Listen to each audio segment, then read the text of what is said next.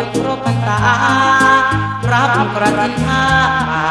มาแล้วอย่างครบครันหันมานี่คนดีขอหอมนิดโอ้ยอดชีวิตของพี่อย่าได้รัน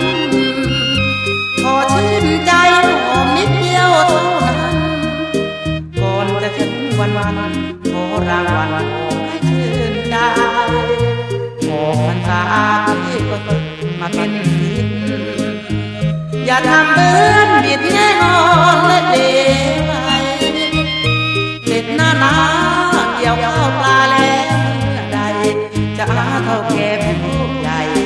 ไปขอน้องแต่งงาน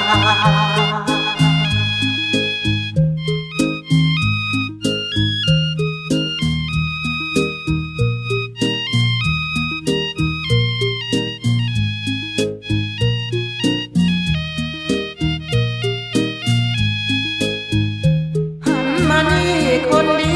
ขอหอมนิดโอ้ยอดชีวิตของพี่อย่าได้รัน